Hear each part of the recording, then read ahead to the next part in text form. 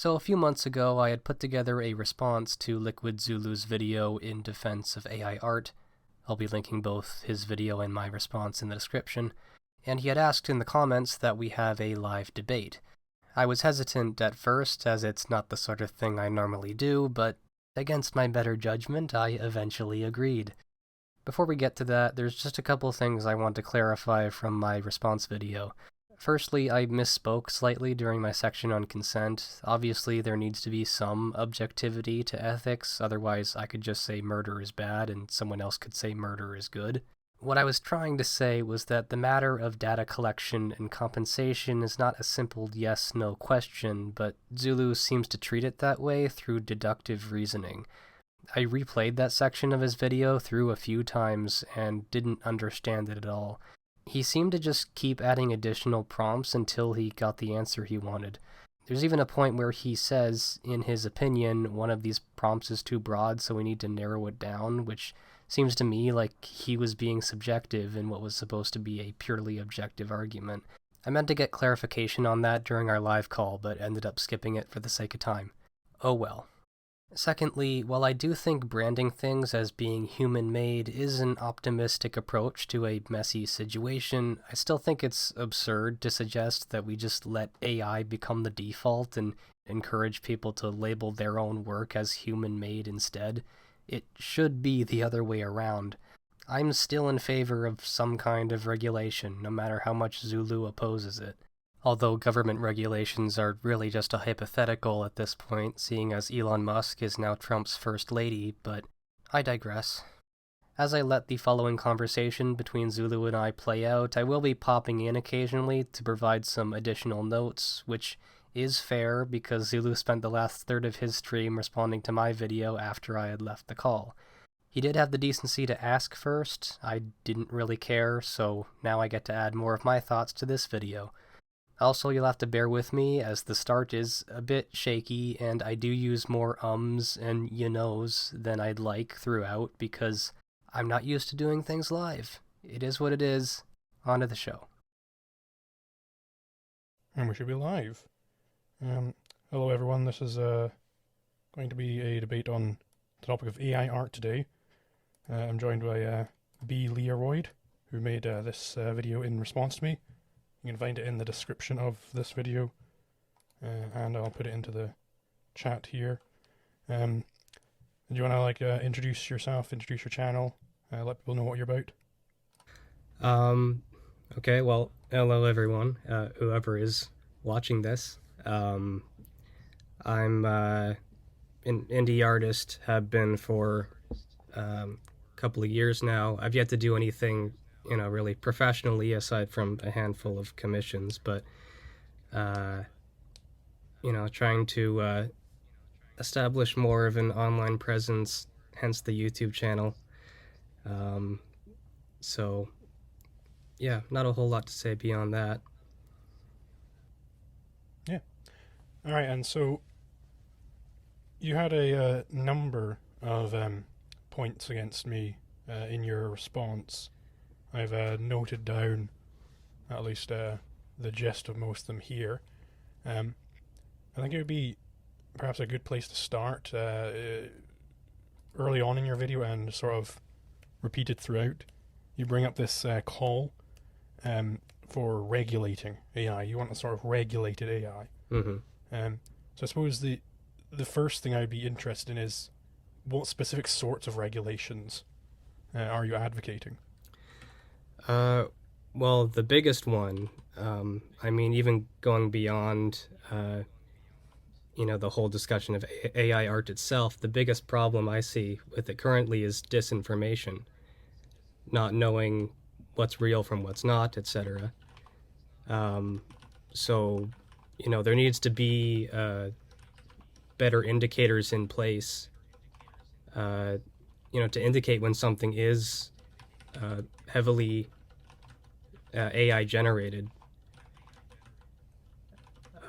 because like you had noted in your video that you're kind of under the impression that a lot of the controversy surrounding AI is competition, which I agree is not a sufficient reason to just do away with something.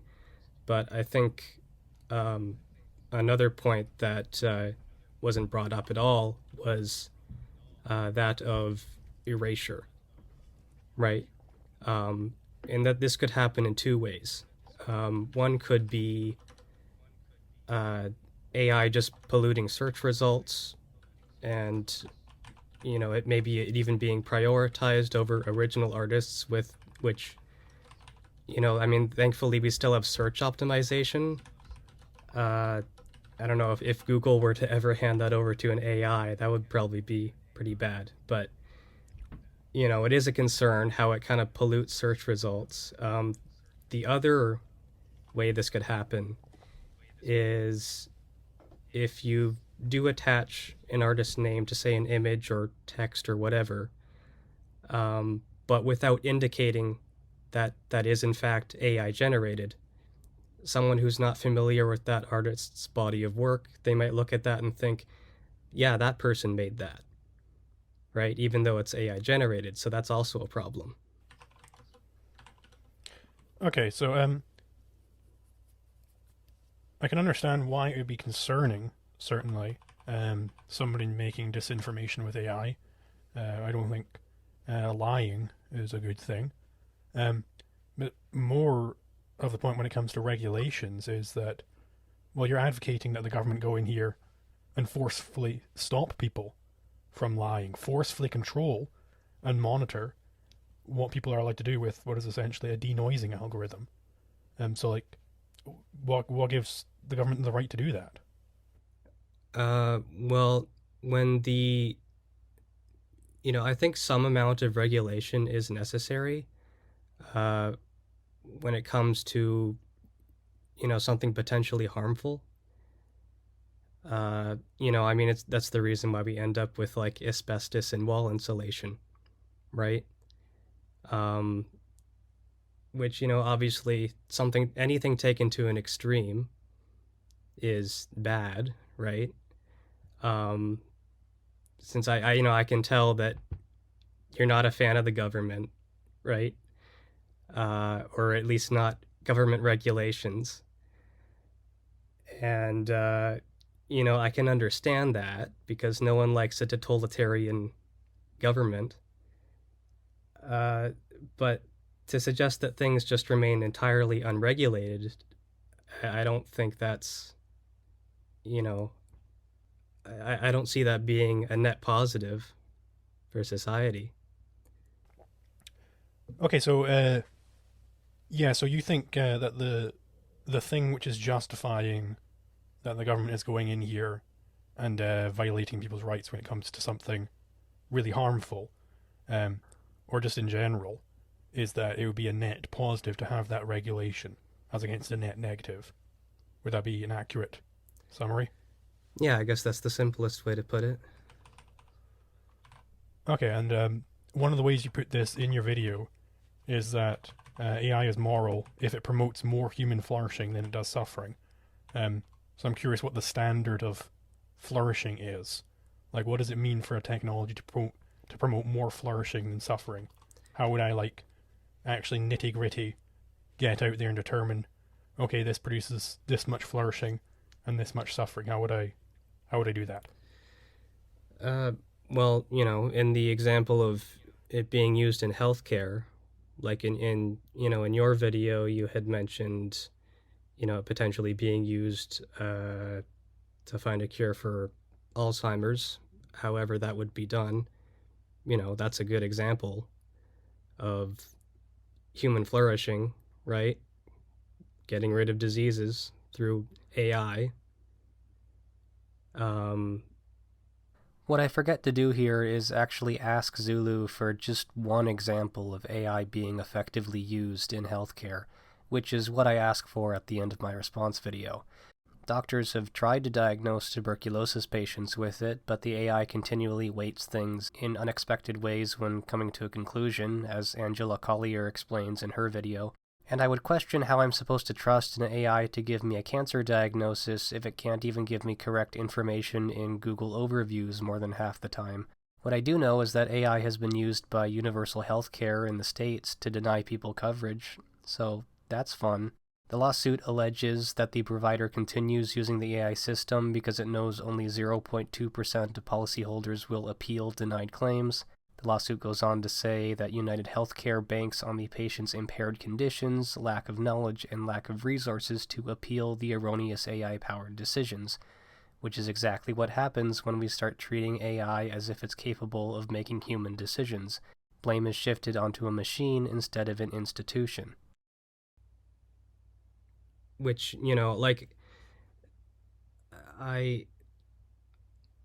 AI can still be used for artistic purposes. I'm not saying that it has to be entirely barred from any particular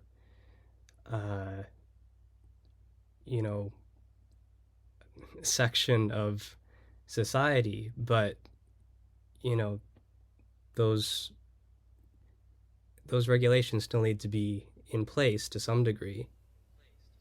Another thing that's not brought up during this call is energy consumption. I decided not to mention it because I didn't have exact numbers. I visited a Scientific American article one too many times and got paywalled. I didn't think to take screenshots and couldn't be bothered to pay because I would also have to make an account. Point is, it's a lot. Just as bad as NFTs. Because of how much electricity generative AI consumes, you would think it makes sense to reserve it only for things that are most necessary and that it's most suited for. So I would definitely agree that finding a cure for Alzheimer's, that's probably going to lead to a great deal of flourishing. But I don't know if I'm using the same sort of standard here. In fact, I know I'm definitely not, because we come to vastly different ethical conclusions. Right. So, what did you do in your head to identify, yes, Alzheimer's creates more flourishing than a cure for Alzheimer's would create more flourishing than the harm done by the AI? Because, there are certainly some people who think AI is some existential threat and it'll kill everybody. So they would come to a different conclusion there. So how did you, what does it mean for it to cause more flourishing? What is the standard of flourishing?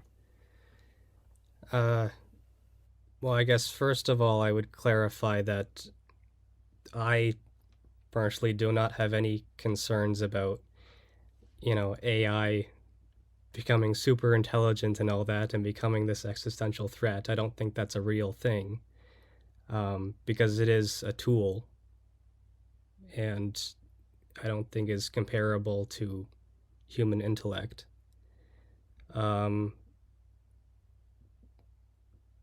But I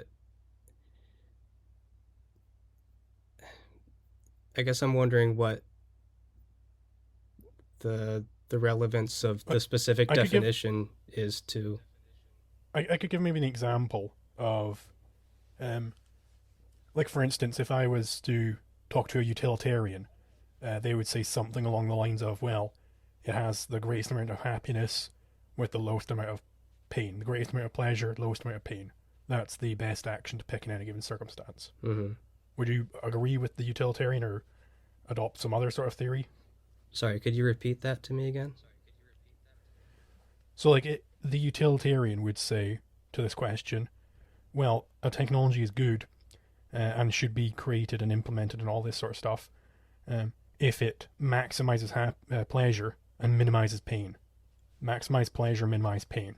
That would be the utilitarian standard of whether or not we should allow this to go forth or regulate it out of existence. I'd just like to point out how Zulu specifically says regulate out of existence, which, as I say numerous times throughout our conversation, is not what I'm advocating.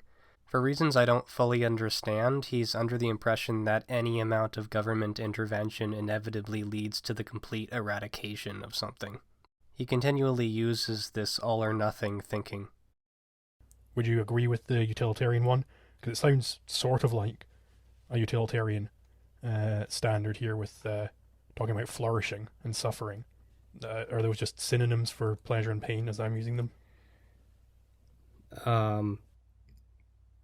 Well, it all comes down to balance, right? If you're maximizing your pleasure at the expense of someone else's pain, right, then that wouldn't be a good thing. So I guess it would depend on...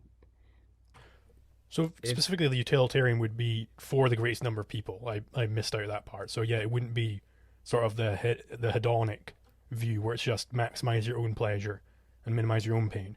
It would be, maybe even sacrifice yourself if that's going to create more happiness in general. Okay, I guess in that case I would say utilitarian.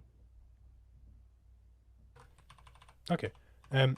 So there's a problem with this sort of theory, is that what makes someone happy, or have greater utility, or have the most flourishing, or whatever, that depends upon a standard of value.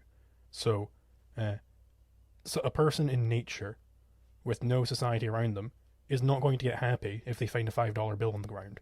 But if I was walking along and I found a $5 bill, I would get happy. I'm happy because I already have a certain set of values which says that money is good, that money can get me good things. Now, the utilitarian is supposed to be giving us a standard of value. They're supposed to be giving us this set of values, these things that we should be pursuing. But it relies upon already having a set of things that you just happen to pursue. So it's what is specifically called a parasitic ethics. That is, it relies on some prior ethical view before it can give you any advice. So it's sort of just null. That's my problem with this. Maximize flourishing, minimize suffering. It is, by necessity, a parasitic viewpoint.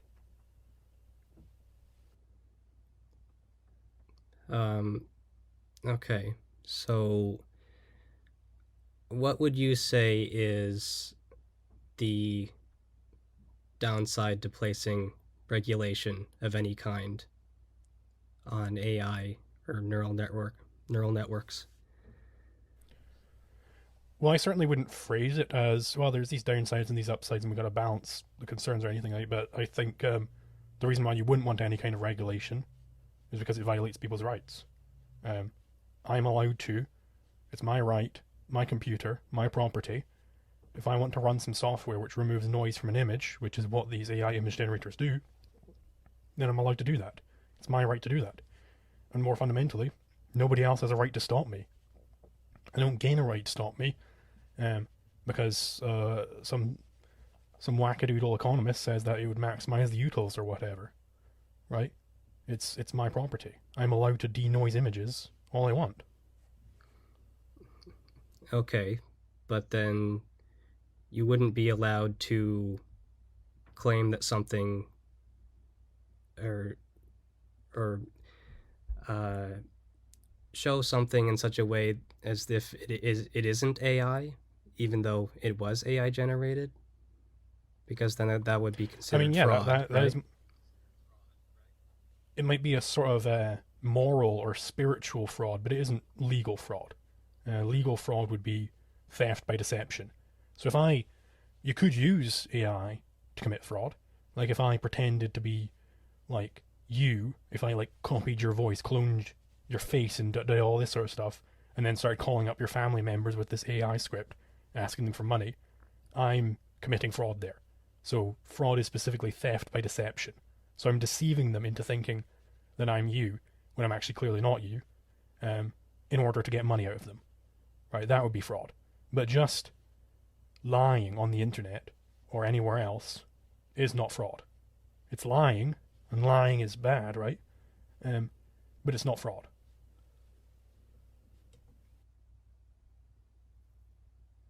Okay. I mean, like, to use Meta AI as an example, right? Because I've, experimented with it a bit, and I've noticed that, they, at least, for the sake of covering their ass, right, they've started adding a little watermark in the corner, right? Say if you generate an image with it, right, they'll have that little watermark. And that, to me, seems like a perfectly reasonable thing to implement, right? Through regulation, saying these things. To implement that. Sorry? Oh no, not regulation, definitely not. Because what that regulation would involve is, let's say I download Stable Diffusion on my computer and I want to generate images without a watermark which says Liquidzulu made this image. Then you'd want to have, in the extreme case, the government come break down my door, and if I resist strong enough, shoot me in the head or throw me in a cage. No, that's definitely not justified because I didn't want to put a watermark on an image. Okay. I guess what I'm wondering is why we're jumping to the extreme case. Because that's the practical implication of it, right? It might be all well and good to, pretend these crimes is what they are all fine because most people go along with them. But we have to consider the case of, well, what if somebody doesn't go along with them? What if somebody disobeys the mobster? He's going to get whacked, is what's going to happen. So I think it's important to really highlight that in every discussion like this. We can't just, people say like, oh, well, we're just going to regulate the economy. We're just going to change how the economy operates. We're not going to go after people. We're not totalitarians. We're just going to meddle with the economy. What they forget is the practical implication of that, because the economy is just people acting, is changing how people act. And you need a way to make sure that they follow your orders, which is you'll shoot them in the head if they say no. Right. Well, I think I'm curious if you would be willing to carry out these orders. Like if I was sitting in my living room generating images and I didn't add the watermark, would you be willing to come and kick my door down and shoot me in the head? Well, I don't think we're advocating murder here. No. But what happens if I disobey the police? Are they just going to go, oh, well, shucks, he disobeyed us hard enough. I guess we're going to go along our way. No, they're going to kill me. Or throw me in a cage. Inversely, what I would have liked to ask Zulu here is whether he would truly be willing to die over something as benign as a watermark. Well, I think there's two different contexts for this, right? There's what's done on an individual level, and then there's what's done by conglomerates, corporations, right? Like, I'm not so concerned about what individuals are doing as much as how are these tools being used by corporations, right? Like, even there's like there's these free open source AI tools out there. As much as I may not like them, like most of those are crowdfunded anyways. So like that's just not really my focus. I'm more concerned about what are these large corporations doing with these tools. Right, but I mean, as Carla Ortiz, I was watching the video earlier today, as Carla Ortiz acknowledges, corporations are just a group of individuals. So if you are doing something against a corporation, you're ordering a corporation what to do, you're still ordering a bunch of individuals what to do. Right? And if that corporation says no, well, their life work is going to get taken away from them, and perhaps even shot in the head or put in a cage. Well, I mean, if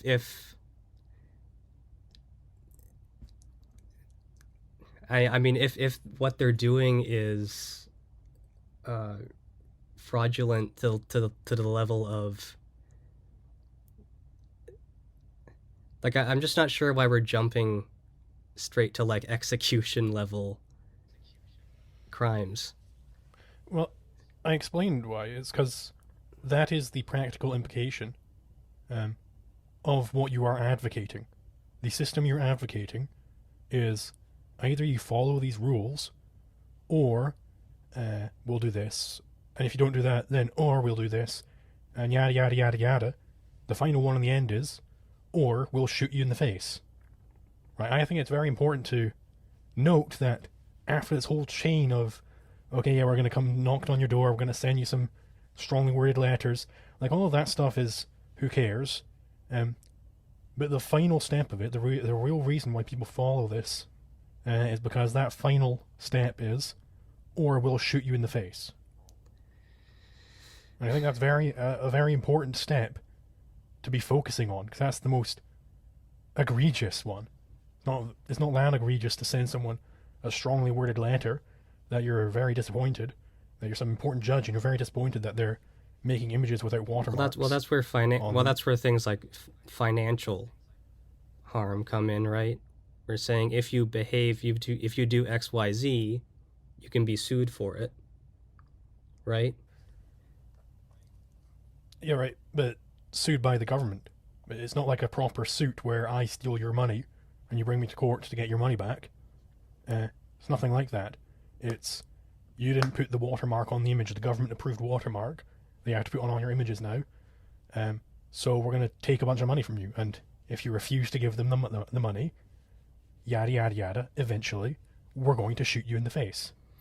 So Zulu's stance as an anarcho-capitalist, ANCAP for short, can be summarized as, I have the right to be an asshole so long as I'm not directly impacting people's lives or physical property. Which is technically correct. I can't force anyone to behave a certain way. Things like lying and verbal harassment aren't really crimes on their own, but if you do it enough, someone is eventually going to beat you in the street. So who's in the wrong in those cases? Okay, so like that, that's always the final step, is if you resist hard enough, we will shoot you in the face. Okay, well, to use a different example, Big Pharma, right, is rather controversial to a lot of people, but the things they produce at least need to be FDA approved. I guess, well, here in Canada, I think it's just called Health Canada. But point being, there's regulations in place, right? You legally are required to put ingredients and efficacy or, amount. Things need to be labeled, right? So do you see anything wrong with that kind of regulation? Yeah, that's horrible. Why is it horrible? It's the government coming in and telling people, hey, you're not allowed to sell this substance until we approve of it. How about, they get the hell away from me and let me buy and sell what I want.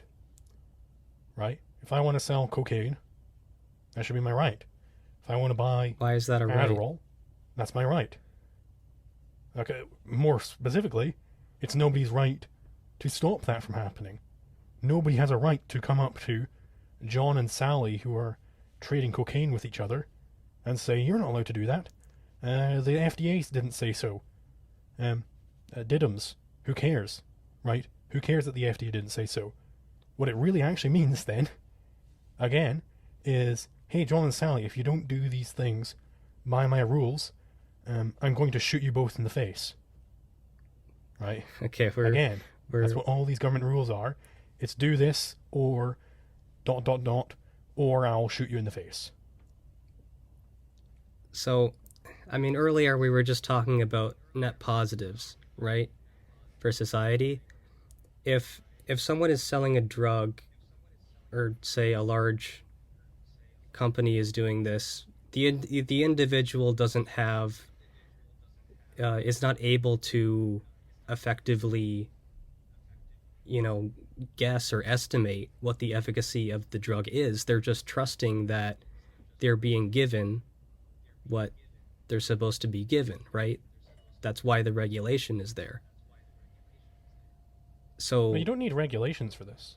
You can get this with just purely naturalistic understanding of fraud, right? If I sell you a pill that says it'll make your cock grow to 12 inches, of course I wouldn't need such a thing. If I hypothetically was manufacturing such pills, and it actually didn't do that, that would be a crime. I would be defrauding people. Yeah, it would be fraud. Right. So there's no need for a regulation here. The reason I compared AI to drug regulations is because the average person does not have the knowledge or resources to gauge things like efficacy for themselves, similar to the whole denied claims thing. In a lot of cases, fraud can occur for years before people are in a position to sue, and often by then the damage is already done. I'm arguing that government regulations are there to minimize these cases, but Zulu disagrees. Supposedly a free market takes care of all that, which he does touch on later in the call. Now, I'm not an economist, so I'm not sure exactly what that entails, but my question is how we're supposed to know what's going on behind the scenes if everything is privatized. But it prevents that from happening in the first place, right? Or minimizes it, at least. What? So, your opinion is that if there's a law against murder, we need an extra law against murder whilst wearing a blue shirt, because then that's going to prevent the murders from happening. At least when people are wearing blue shirts, because murderers, they don't want to break the law. This is silly. I'm saying regulation is good when it minimizes harmful activity, right? Right, but your standard of harmful activity is this utilitarian standard, which we already established is a parasitic ethics. So it doesn't stand.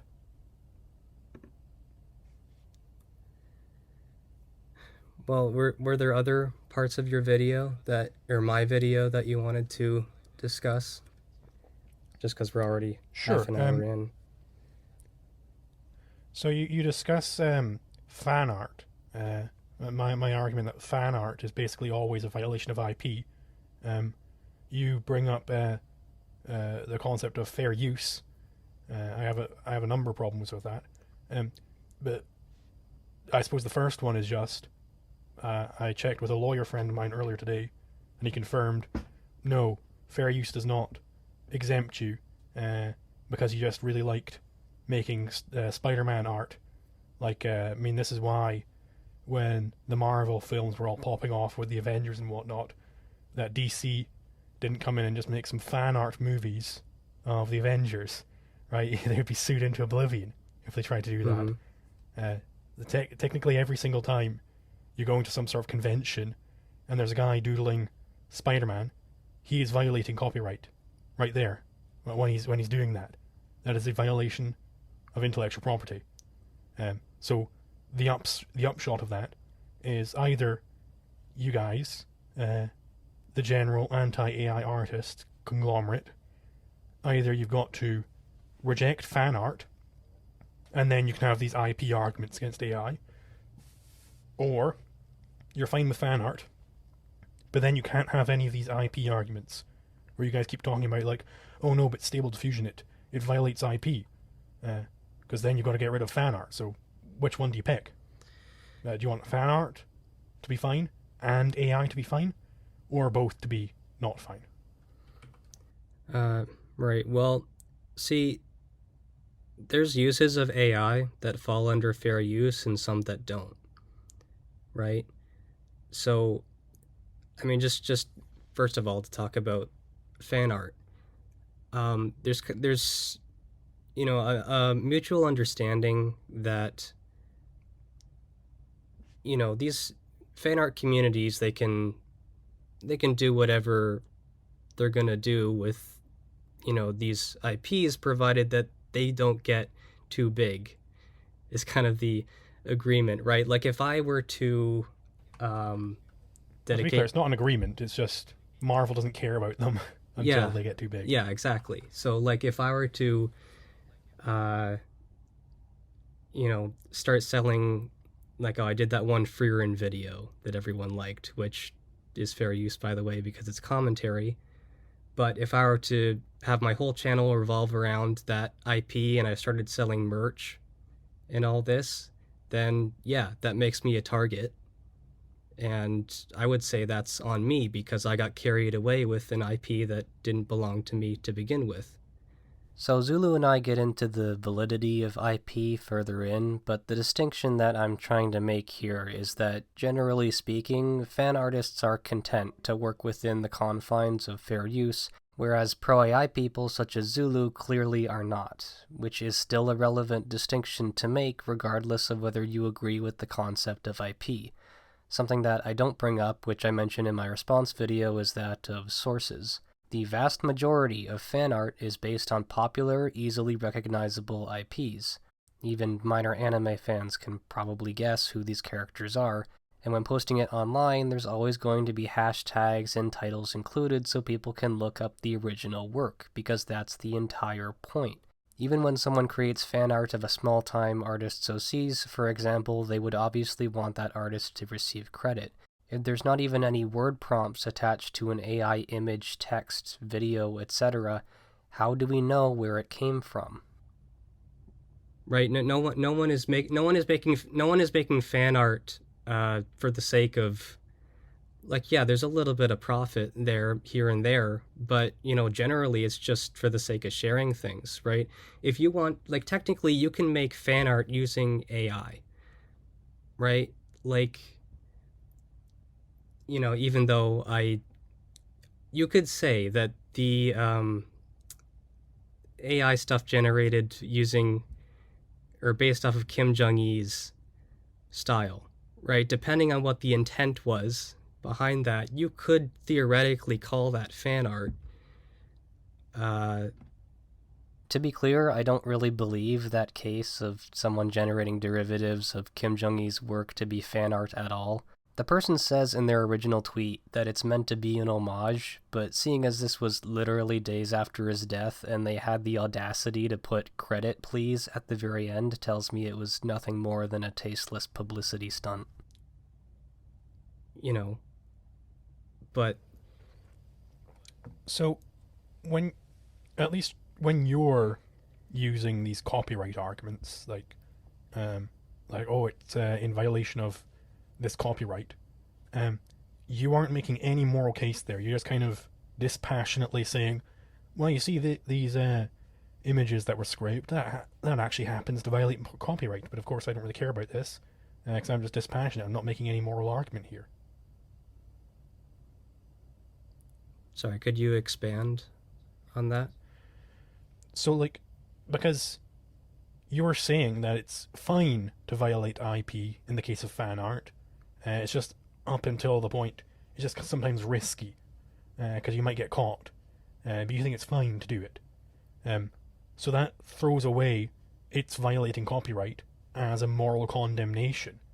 So when you're bringing up things like, well, all of these images in Leon, they're a violation of copyright, you're not condemning it at all with that sentence. You're dispassionately relaying some legal tidbit. Right. I mean, I see your point. So what do you think of that point? Like, it definitely seems like when somebody says, hey, but that's violating copyright, that they're making a moral condemnation there. But if they're to make that moral condemnation, they should also condemn fan art. Right? Yeah, I mean, I think what I'm saying is that, there's some uses of AI that are, more acceptable than others, right? Like when I, say when no one cares if, or no artist cares if their work is used for, say, educational purposes, right? Like, I use my own drawings in my videos all the time, right? Because I want to be able to teach people things. And I think kind of the reaction that, a lot of we're seeing from the art community is in response to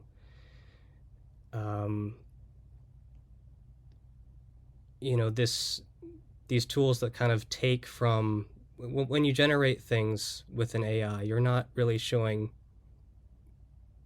any respect towards those art forms that you're pulling from, right? Because you're not learning how to paint or draw or write. You're learning how to use a generator. Right? And you can disagree with that, but I'm just trying to put it in perspective. Right, but for you. So then the argument isn't, well, hey, this is violating copyright, and violating copyright is bad.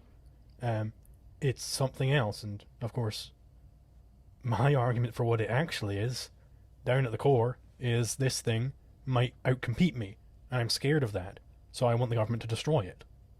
Notice how Zulu ignores what I'm saying about artists feeling offended by a technology that just pulls from existing art forms while making its users overly reliant on it. He instead jumps straight to artists being afraid of competition. Right, that's definitely the case with, let's see here, Istabrak, Sam Yang, and Lois Van Barrel. They are all just afraid of competition, so they want to destroy this thing. It's the case with Duchess Celestia. She's explicit on this. I quote her in the video extensively. That's what it is at the core, because, of course, artists have never really, broadly, obviously some big artists have cared about IP before, but broadly speaking, they don't really care until it comes to something where they get a little bit uncomfy about it, and then they want to use the hammer of the state to destroy it.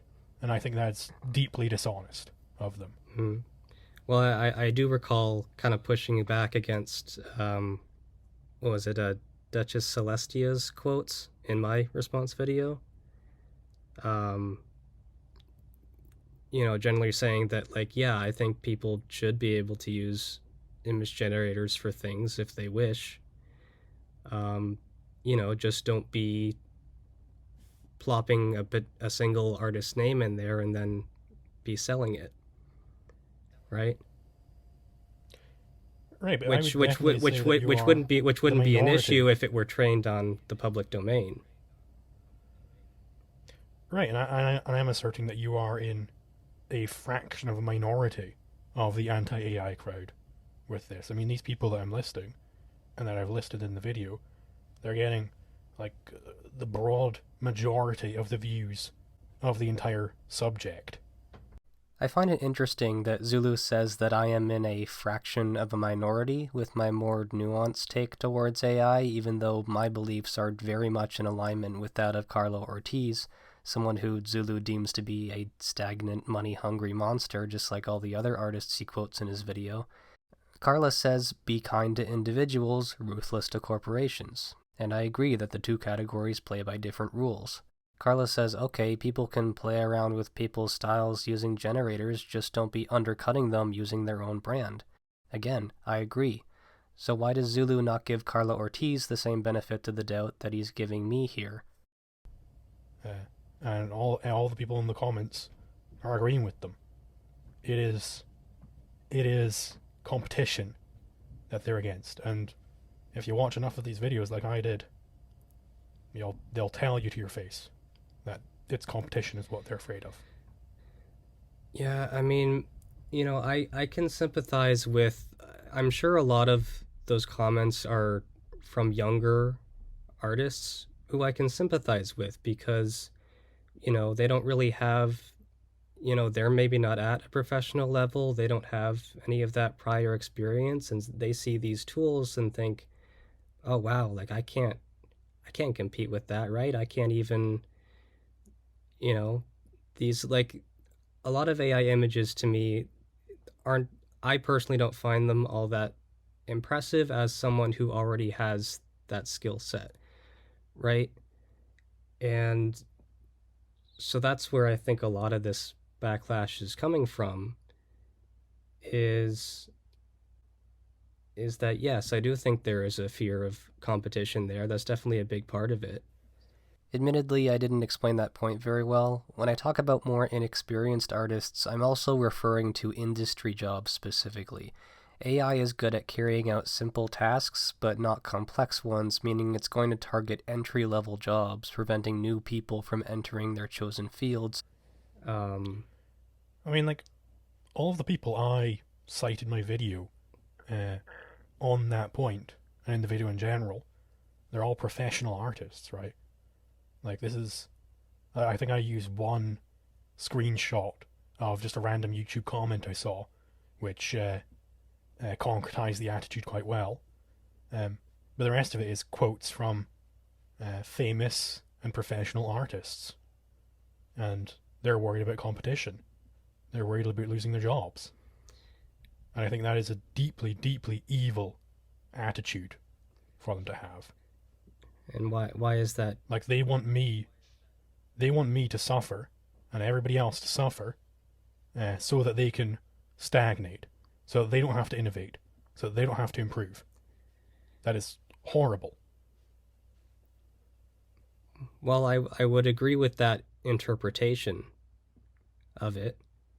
But at the core of it, no one enjoys being replaced, right? Just like, if we go back to the original Luddites with the printing press and all that, I can sympathize with, that mindset of like, oh, I've been building up this, skill set for the majority of my life, and now suddenly here's this thing that can potentially replace me, right? And if you're not giving people sufficient places to go, if you're displacing enough people without giving them, sufficient options, then yeah, there's going to be a lot of backlash. Technically, the textile workers who opposed the invention of the printing press were also manual laborers. Seeing as Zulu seems to express concern for blue-collar workers in his video, what would he say to them? Get over it? Stop being bitter? Stop being afraid of technology? There are multiple problems with AI when it comes to many different industries. As Angela Collier points out in her video, what'll likely happen, if it hasn't already, is that executives will lay off as many people as they can, realize that their AI system is making too many mistakes, then attempt to hire those people back as contractors to correct whatever the AI is doing wrong, but at a lower wage and with no benefits. As the art mentor points out in his video, because AI tools require minimal training to use, studios will likely outsource everything they can to minimum wage workers in some third world country so they can pump out whatever said studio needs to create the 30-second installment of Fast and Furious, like the AI art equivalent of call centers. This isn't merely competition, it's also about dwindling options and exploitation. Now, there is more... They might... There is more... I mean, they might get upset about this. I don't think they should get upset about this. I mean, my job is convincing people to become anarcho-capitalists. If somebody made an AI that was so good at this that everybody became an anarcho-capitalist and I no longer was able to make videos, I would be ecstatic about that. I'd be overjoyed. So I don't think it is true that nobody enjoys it being replaced. This may be the single most baffling line from Zulu throughout our entire call.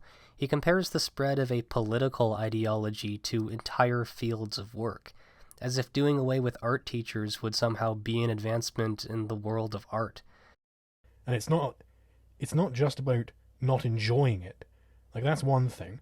Sure, they get a little bit salty that they're getting out-competed. Whatever. It's that they want to then translate that saltiness into, we need to bring the government into this and violently prevent people from competing with us. If they try and compete with us hard enough, I want somebody to shoot them in the head. That is what they're advocating. That is evil.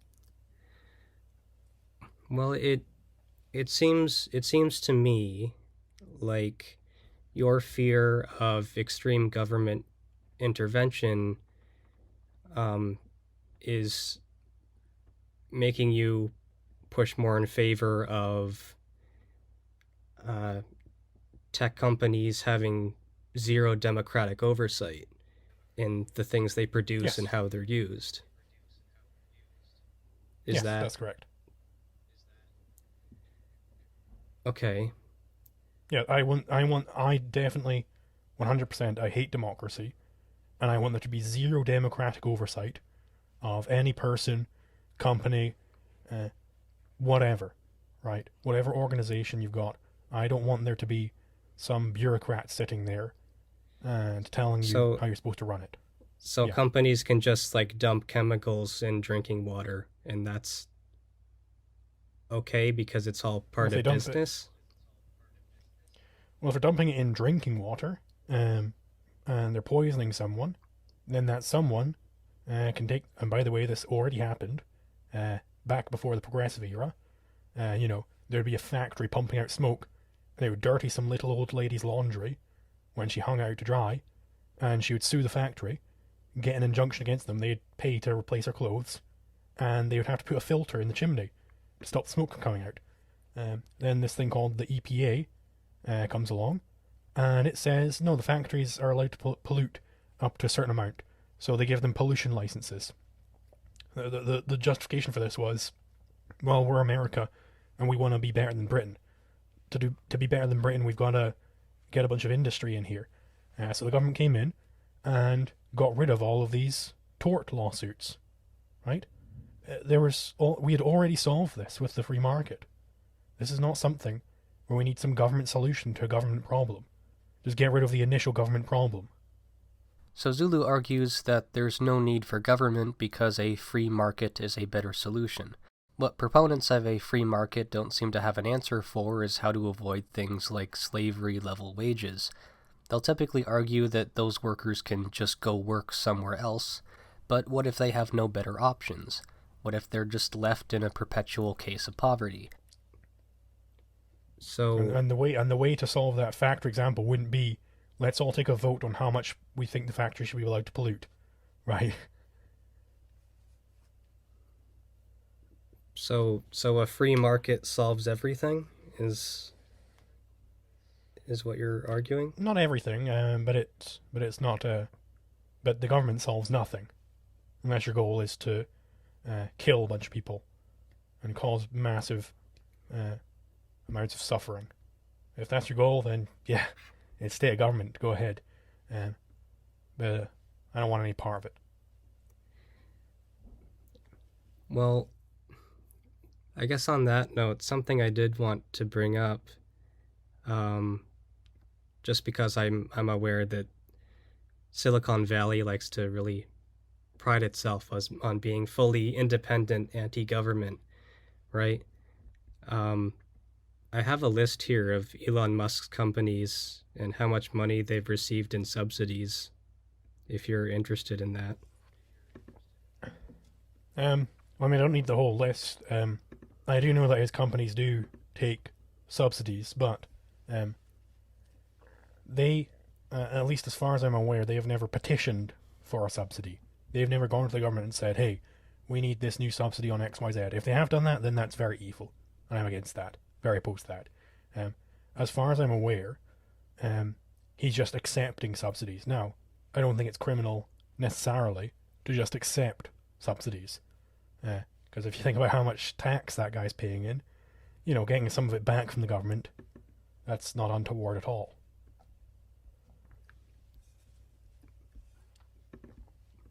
Well, and yet it's usually the most wealthy that receive the most tax cuts, right? No. The wealthy are taxed way more than anybody else. Ideally, yes. Currently. I don't press him on this, but I would really like to know where Zulu is getting that information from and whether he's referring to literal amount or percentage. It's also kind of difficult to be taxed fairly when your money is being stored overseas. According to Reuters, businesses tend to hold on to their money during economic recession rather than spend it.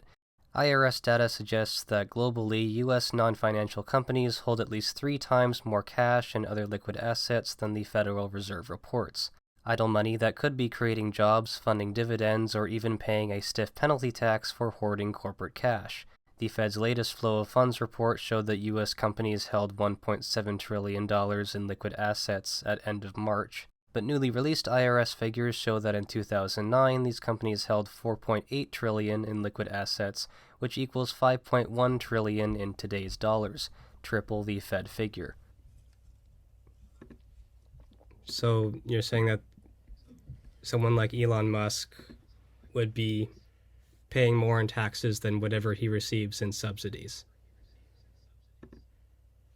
I don't know the specific accounting. I mean, I'm not his accountant. But I would say that the legal theory position on this is that you would be allowed to take twice what was taken from you. So this is restitution plus retribution. So if the government stole, let's say, $1 billion from him, he'd be allowed to take that billion back in subsidies and take an additional billion. So I doubt that he's getting that much subsidies. Maybe he is, and he's like some sort of a leech. But that would be like a specific case that would need to be made.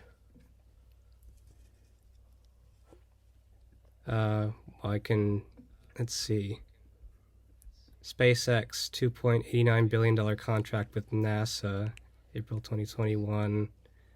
SpaceX $653 million contract with U.S. Air Force in 2020.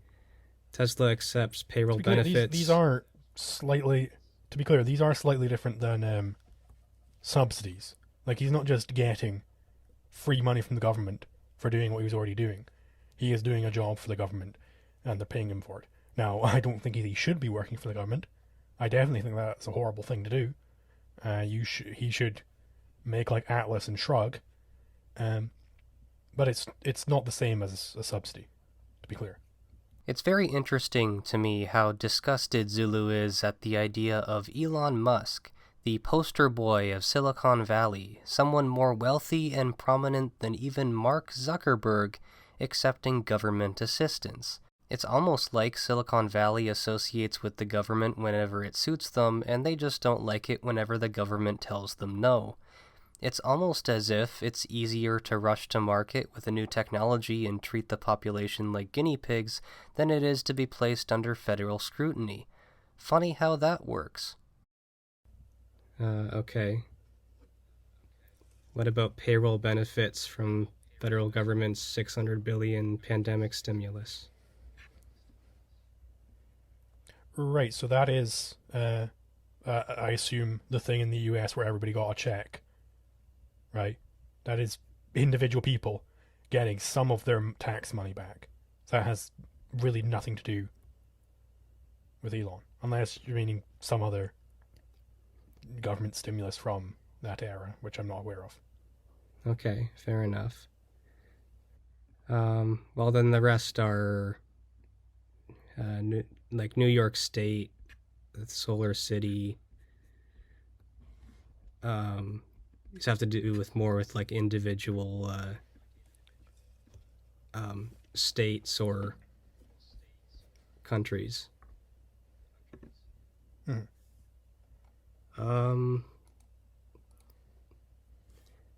Sorry, maybe I've kind of derailed things a little bit. I'm just trying to think of what else I want to cover before, our time is up here. I suppose we could go into sort of the bar of acceptable AI usage. This is something you've touched on in your video and in this debate. That there is, I mean, you cited in your video that you use manga filters, which were like done by AI. So you're clearly fine with some level of AI usage of this denoising technology is what it is. Why that amount and not anymore? Like, where is that bar and why is it there? Well, for one, the manga filter example I had used, it was just as an example. That was an experiment of mine. I haven't actually used it in any of my work. I personally have no use for generative AI of any kind. This is true, by the way. I don't really need AI for manga filters because I could just buy the more expensive version of Clip Studio, which would give me everything I need. I don't even use things like Grammarly because I'm perfectly capable of editing my own scripts. Even so, I do think simple, free AI tools are fine. Emphasis on free because I refuse to give AI companies any amount of money. But, others I mean, you still may did have... use it. Yeah, I did experiment with it. Right, so that's fine, and presumably you're not fine with the LoRa which targeted Sam Yang's work, where it was specifically trained to look like Sam Yang's work. Would I be correct in that? Yeah, I would say I'm All right, so not okay with that. So where in between these extremes does it turn from fine usage of this technology to bad usage of this technology? Where is that point? Well, I think there's different things to consider when it's non-commercial versus commercial usage. Because Okay, so sorry. So presumably, I'm gonna guess here, you're less okay with it if it's commercial. yes, Why does making a profit make it evil? I go on to talk about fair use some more, but a more valid reason why commercial usage should be placed under more scrutiny is because it's much easier to commit fraud in a commercial setting versus a non-commercial one. well, and it depends on how that profit is being made. Like I mentioned in my video, right, that we have fair use to help, negate, people trying to leverage, creative copyright in their favor and that sort of thing, right? So, something like, and actually I'll bring up the example I had used in my video, which was from a Stable Diffusion tutorial. And I'll just read out the prompts here. So like GTA, Jim Halpert, John Krasinski, profile picture, Greg Rukowski, dynamic pose, Thomas Kincaid, Alphonse Mucha, Norman Rockwell, fantasy lut, etc. So something like that, right? As much as I may not like it, you could sell that and still have a case for yourself, right? Because there's a lot of different elements in there. It's not just one particular artist or two, right? If you're specifically targeting a certain artist using their own name and profiting off it, then you can be sued for that, right? Right, but then you're just appealing to the positivist legal system, which, I mean, if you're going to be a legal positivist, boy, have I got some hypotheticals to throw your way. I mean, are you of the stance that, like, hey, well, a judge would let you sue someone for this, so therefore that's a perfectly fine law, and I'm in favor of it? Well, I'm saying that it has to be diluted, right? If you're using people's styles, living artists in particular, right? How much does it have to be diluted? And why Well, do you have to dilute for living artists? Because apparently you also do for Kim Jong-il, even though he's not a living artist. Right. Well, I don't agree with, as I said in my video, like Disney lengthening the time constraint on the public domain, right? So you let's think it should be a shorter time? But how much shorter, right? Like I understand what you're saying in terms of, arbitrary measurements on things. I'm simply in favor of people not being exploited, right? I don't like worker exploitation. So like as an hypothetical, say there's no time constraint. Say it's just as soon as an artist kicks the bucket, now their work is public domain. Would there be any problem with that? In your view? The problem would be that it wasn't public domain before.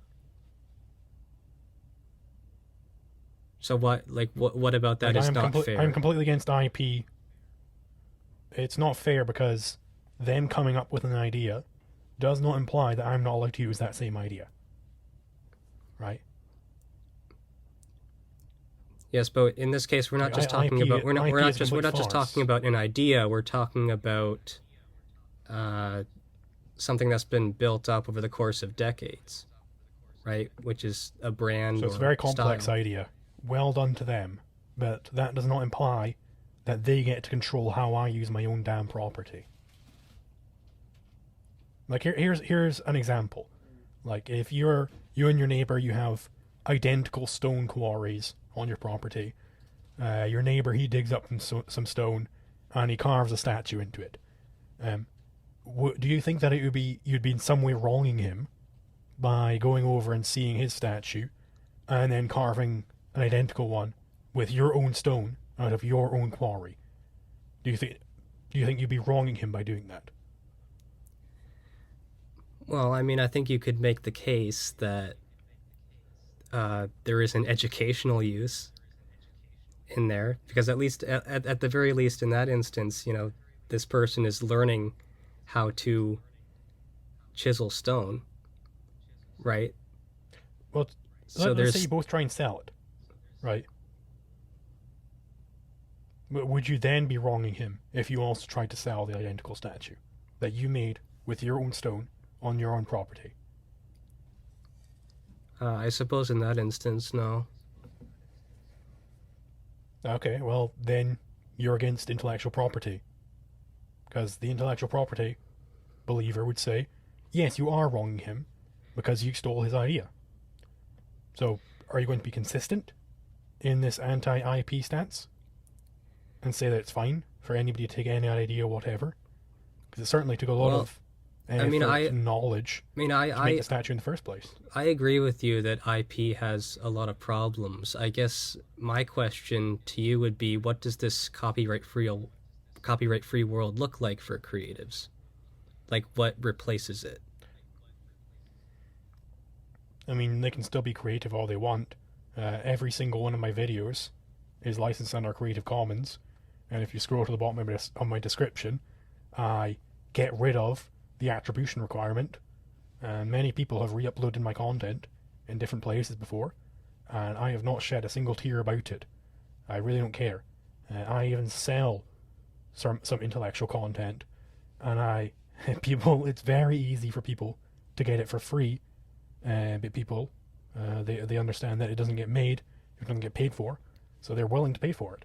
Like I'm not out here trying to force people to not reproduce my content. I just ask that they send some money back my way if they want to do that. It's interesting that Zulu is in favor of crowdfunding, which, as far as I'm aware, is a very socialist concept, despite the fact he's clearly against socialism in favor of pure capitalism. It's not a complex thing. Right. IP is a horrible, horrible, horrible thing. But you do include. I would recommend. But you do include a watermark in your videos. Yeah, I do. Because if it gets reproduced, I want to be able to say, "Hey, I made that." That's not IP at all, right? IP would be preventing other people from making it. Right. I'm not doing that. Right. So you do agree that.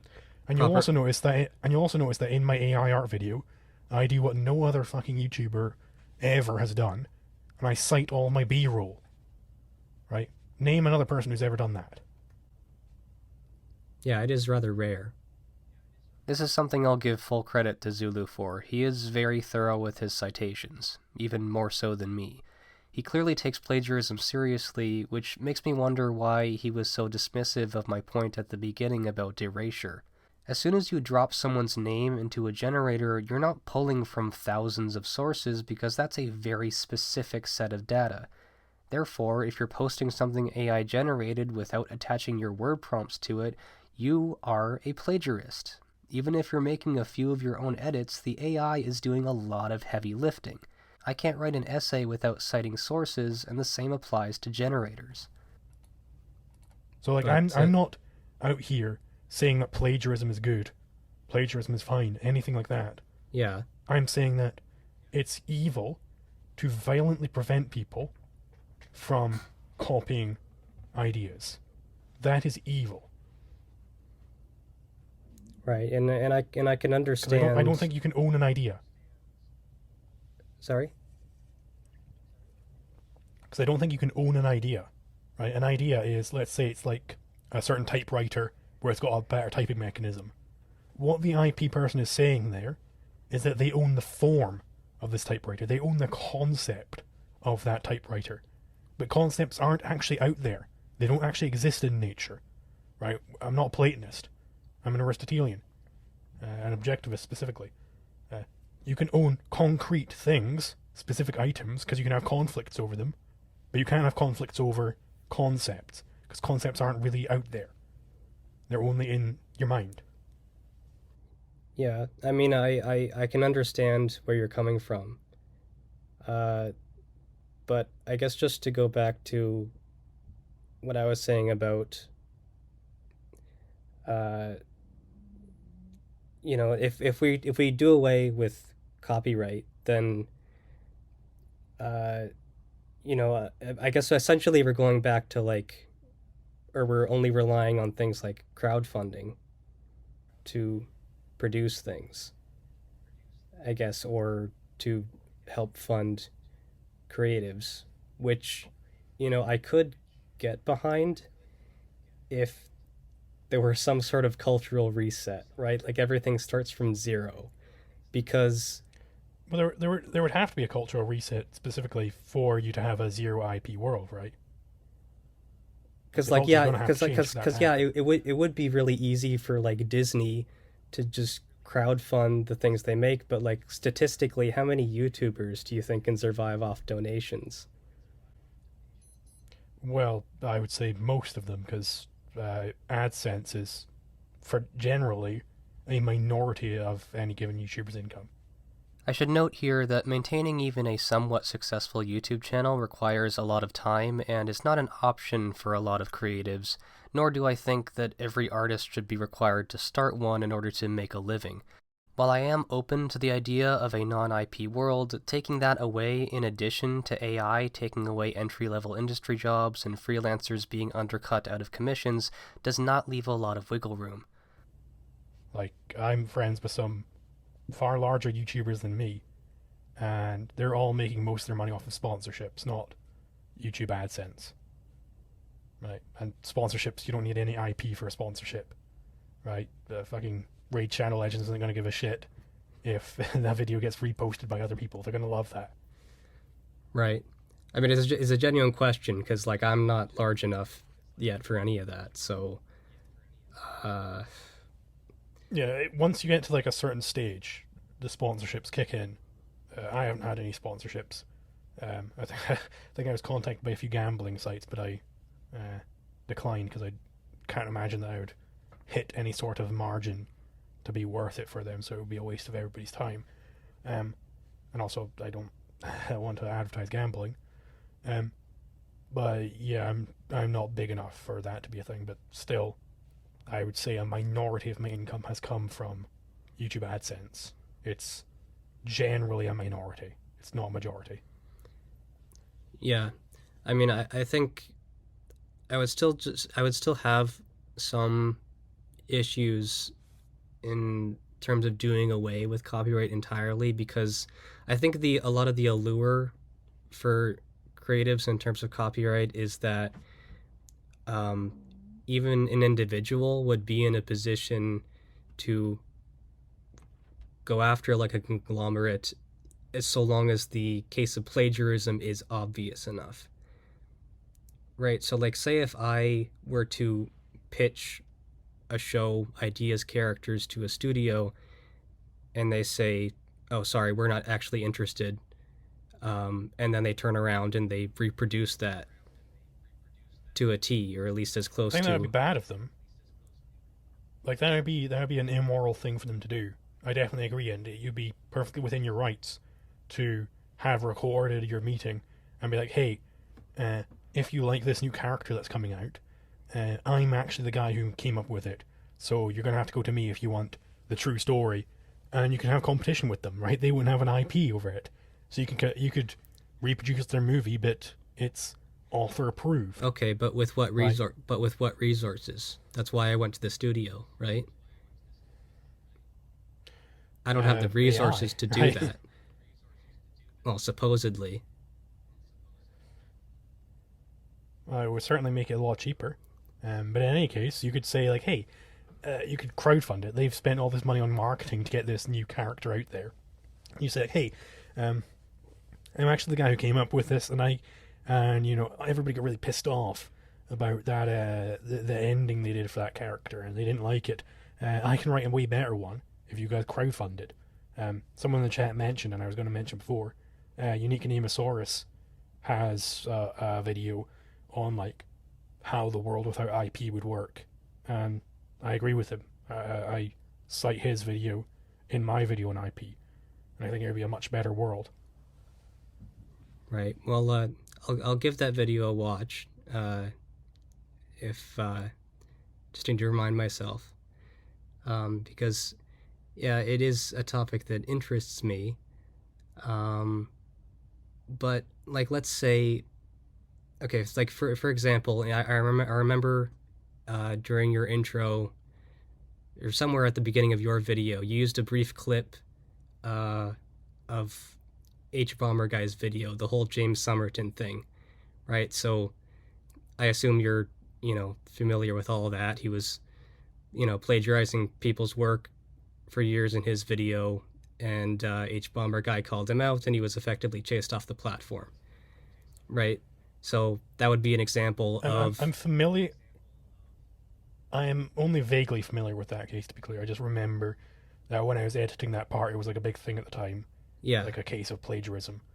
So I just used it for Bleer. I haven't watched his, video on it, though. Okay. So, but I mean, yeah, that's the gist of it, of what happened, right? Now, so that would be an example of, public retribution, whatever you want to call it. Yeah. But the reason this guy's mean, and you shouldn't watch him. Yeah, but the reason that worked was, well, there's two reasons for it. One is that James Somerton is an individual and not a conglomerate.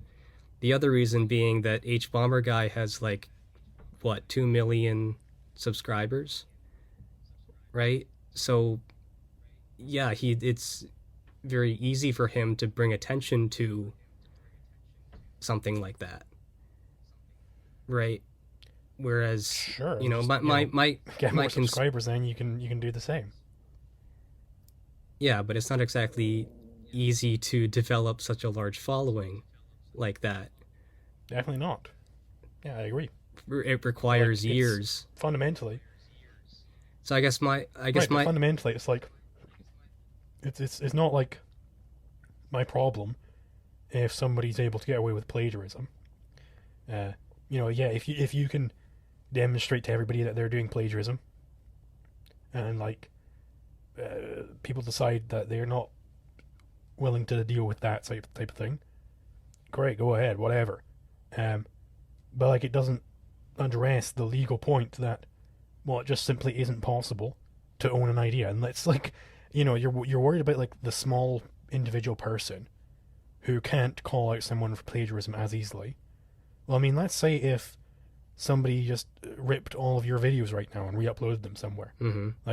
Do you have the means to be suing them, bringing them to court? I would guess not. Maybe you're secretly wealthy. That's going to be hundreds of thousands of dollars to do that lawsuit. Right. I mean, I've never, I certainly wouldn't have the means to do that. I've never had to take someone to court before, so I don't know the whole process of it. But I kind of what I was saying before, in that why I think a lot of creatives are still defensive of copyright is because they feel as though, so long as the case is obvious enough, you don't need a lengthy legal battle or an expensive lawyer to plead your case, right? Then I'd question why it is that every artist you might want to commission, before you send the money, they're not going to give you like the final full quality artwork. They're going to watermark it. They're going to send like a low res version. Yeah. Because they already understand. Like, have you ever seen Marvel sending out a low res version of a Marvel movie? No, they wouldn't do that because they know that they can use copyright, and the small artist knows that they can't. Right? The small artist knows that if I commission them for $100 to do something, and they send the full version, and I just never pay up, they know that they have zero recourse. They're not going to be able to afford the legal battle. And it just wouldn't be worth it for the $100 that they get out of me. Yeah, I mean, as a commissioner, or as someone who's accepted commissions, I do the same thing, right? You give them a low res, image of... Right, because you know that you can't actually DMC anyone, because you can't afford the lawyer. Right, well, fair enough. So you're already operating as if there is no IP, because effectively there isn't for you. IP, as with any monopoly grant, it's favoring the big guy over the little guy. I think that's bad.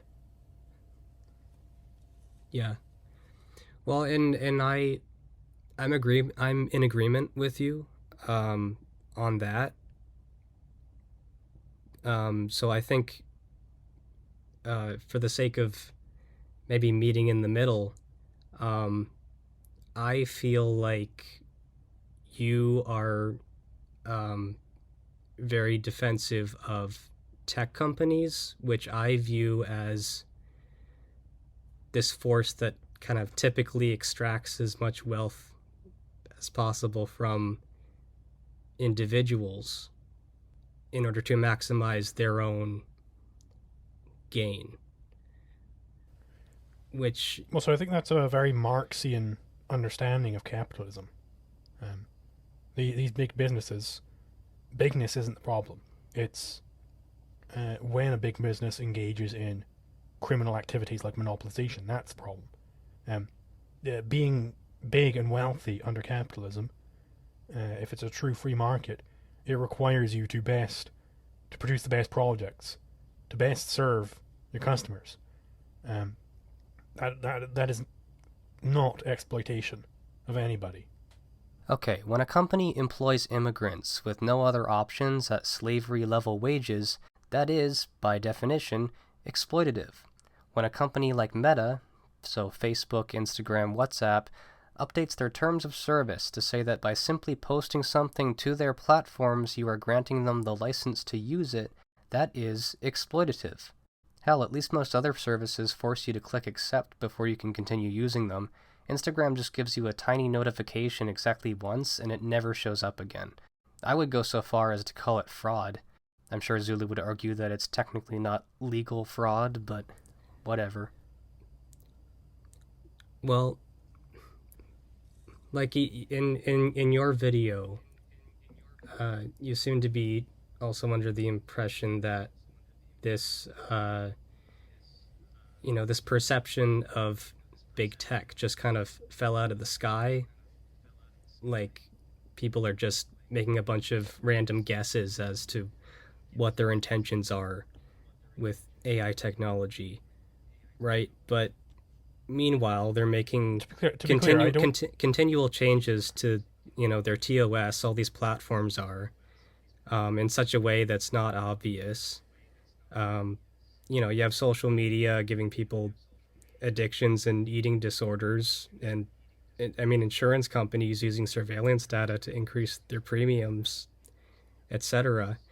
So, they have a track record of abusing their power and abusing, the technology at their disposal. So I guess I just want to point out that, like, there is very real reason for people to push back against this kind of technology, because there's concern over how it's going to be used and for what purpose. Right? So, to be clear, I actually think worse of them than that. I think that I don't think they're just earnestly guessing at what the intentions of the tech companies could be. I I think that they are just trying to set up a big smokescreen to hide the fact that they're worried about their job being lost because this technology is better than them. Notice how Zulu, for the third time, reverts back to the anti-AI crowd being afraid of competition instead of acknowledging anything I just said about deceptive TOS changes, social media addiction, insurance premiums, and, while we're at it, dating apps that capitalize on people's loneliness. All very good reasons to not trust tech companies because AI will undoubtedly make all these things much worse. I'd say my biggest regret of this conversation is not hammering this point home. Well, I would have to disagree with you on that. I do think that's part of it, but there is a much larger umbrella to this than just job loss. Well, I mean, like, this is the thing that I have inducted and abstracted from watching over 100 videos on the topic from these artists, some of them very long discussions, and I have in my video included numerous quotes of them directly saying that, and none of the other arguments stand up to any sort of scrutiny. Like, they keep going back and forth in all of them, because this is their true motivation. That's the one thing they stick clear to. That's the one thing they hold on to through all of their wishy-washiness and left and righting. They hold on to, and it's really evil because the people are profiting. That's the thing that they hold on to. It's the Marxism, it's the protectionism, it's the altruism. Okay, I mean, I could say that maybe I'm in the minority in that I'm a little more nuanced in my stance towards AI. But, I mean, I can really only speak for myself, right? I attempted to speak for all artists in my response video, which I assume you've watched all of that. But, I can really only speak for myself. I don't know what's going on in the heads of all these other artists, but, there is a lot of shared concerns.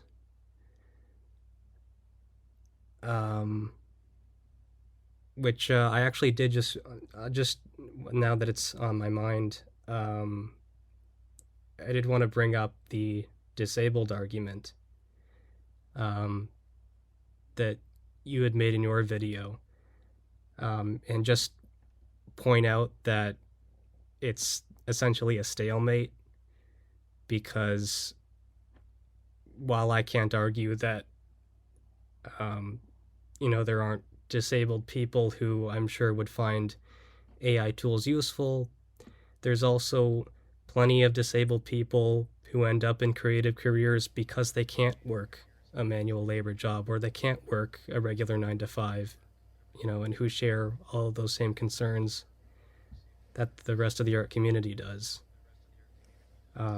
So that was right, but on the one side, it's people like my friend Necro. He's the example I brought up, the cerebral palsy guy. He cramps all up. He can't draw or write or anything sometimes. He told me straight up that he uses AI to ideate sometimes. right. And the anti-AI crowd would want someone to go in there, kick him off his wheelchair, and shoot him in the head. Like, I think that's a very horrible thing to do. So he wants AI, but that's not so that he can create and be productive, whereas the anti-AI disabled people, they want to kill AI so they don't have to improve any further, so they can just remain stagnant because they can't do anything else. There's a very clear difference there, and I think Necro is a far greater paradigm of what should be aspired to than the others. Right. Well, and that's not what I've been advocating. I'm advocating regulation. I'm not saying no, I'm not saying Right, but the no one practical can use it for regulation. like ideation. That at least makes sense, right? Oh, I want to generate like a rough draft of its script and edit that or something. Like, okay, fair enough, right? Right, but then you complain when it becomes a commercial thing, when somebody's profiting off of the AI image generation. But the government, so they get a law which says anybody profiting off of AI image generation can be shot in the head, and very quickly they're going to stretch that definition as far as they want to. Like, you're saying that it was very, very. You could only produce this piece of art because you did the ideation. You're profiting in the chamber, right? I mean, I still think there's a different treatment towards conglomerates and individuals. Whereas you kind of always jump to the individual case of we're attacking people directly. Because conglomerates aren't the entity. There is no man out there. There is no corporation out there that you can feel and touch and look at. They're only individual men. That's all there is.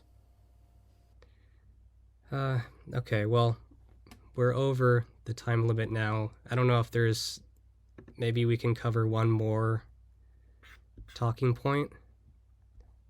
If there was anything you wanted to add. I pretty much covered everything. So we can leave it there if you want. Okay, I guess the one more thing that I wanted to bring up is that you talk about the skill required in using AI tools, which is something I disagreed with. And I guess I was wondering I wanted to hear from you directly, I guess, what you think it is that makes the use of AI tools very skillful. Well, for instance, I've only dabbled in AI image generators, like, those Discord bots or Grok or whatever. I've never gotten anything compelling out of them. I have seen what it takes to get something compelling out of them, and it involves a lot of generate an image, photo bash it together, do image to image, do some in-painting, do yada yada yada for hours on end, and I do not have the patience for such things. That's a lot of time and effort, and I think specifically what you said in your video was that I had two contradictory claims, which is that AI art saves so much time and effort, and that AI art requires so much time and effort. Right. So that's just not a contradiction. AI image generation is indeed a labor-saving technology. It saves a lot of labor, but that doesn't mean that it doesn't still take a lot of labor to make a compelling artwork with it. So I suppose the analogy here would be, if you're plowing a field by hand, that's a hell of a lot more work than plowing it with horses, right? Those horses are a great labor-saving technology, but that doesn't mean that it's trivial to plow a field with horses. It's a lot more trivial than it is to do it with hands, but it's not trivial. And I would say that it's the same for AI art, because it's not type a prompt, get final image for anything remotely complex. The more artistic it is, the more control that somebody is leveraging, the further away it is from type a prompt to get an image. And Shadiversity has demonstrated this numerous times. A common misconception among inexperienced artists is that complexity is the same thing as skill, but some of the most impressive works of art are very simplistic in their execution. Take Minecraft, for example. It's a simple game with simple mechanics, and that's what makes it genius. In Shadiversity's video, he presents the illusion of skill by overcomplicating his own process. If you're adding a bunch of additional steps that don't need to be there to get your desired result, then all you're doing is wasting time, which defeats the entire purpose of AI. Right. Well, So I think you're equating time spent to skill or overall execution. Is that accurate? I mean, I'm not a believer in the labor theory of art or anything. The standard I am using here is specifically how much control that for an aesthetic judgment, that is, how much control are they exercising over the final image. That's what I really care about. But I believe I probably did say in the video, can't remember, that it does take a lot of time and effort to make the video up. That might have been a paraphrase from you. I don't know. It sounds like something I could have said. Now, it is true that it does take a lot of time and effort to get a compelling piece out of an AI.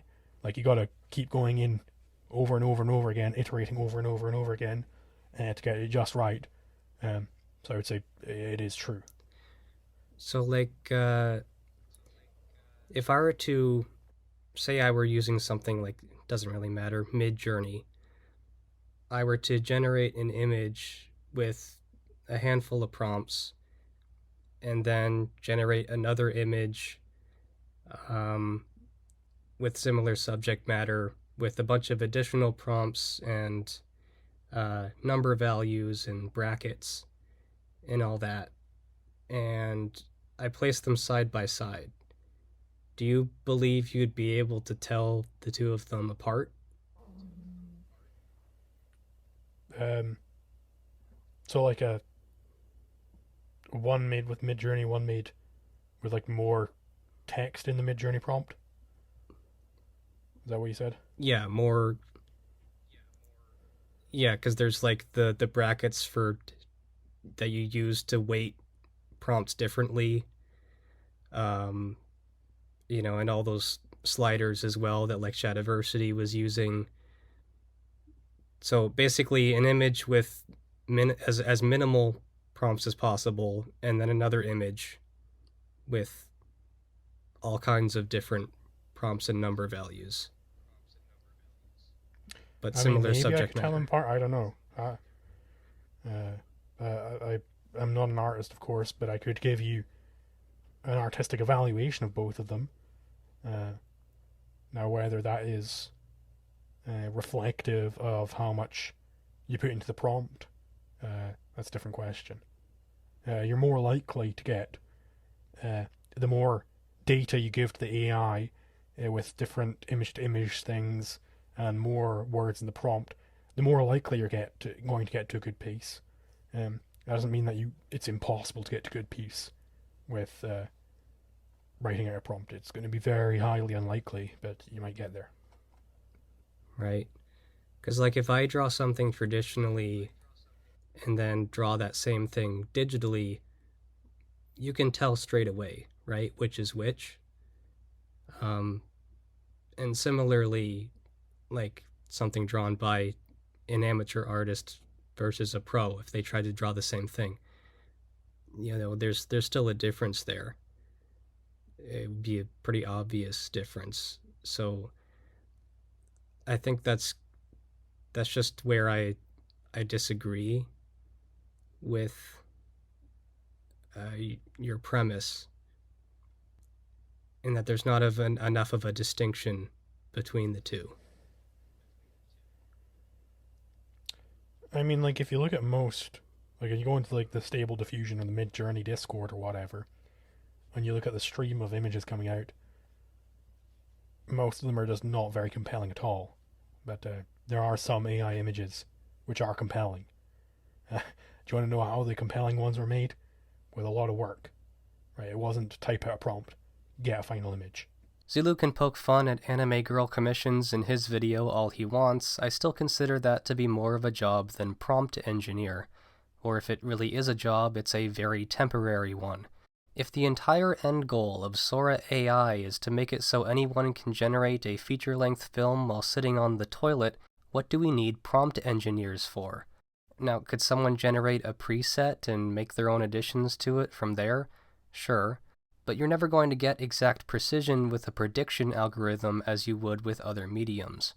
AI under capitalism is designed with quantity over quality in mind, and any art produced with it is the commodified love child of fast food and planned obsolescence. Over the course of this call, I have brought to Zulu's attention artist erasure, the disrespectful and/or over-reliant attitude surrounding generative AI, and potential exploitative uses from big tech, and in response, Zulu has said, competition. It's all about competition, it's all about money. He can't fathom the idea that some people merely want to be able to make a living wage off what they do because their motivation comes from passion, not material gain. Historically, the stereotype of the starving artist exists for a reason. I did make an indirect comment in my response video that Zulu is devoid of empathy, which may be an exaggeration, but he hasn't done a very good job here of convincing me that he knows how to actually listen to people. Okay, well, I think that covers everything. So, we're at an hour and a half now, actually. Yeah, well, thank you for coming on. All right. Thanks for having me. For sure. Take care. I'll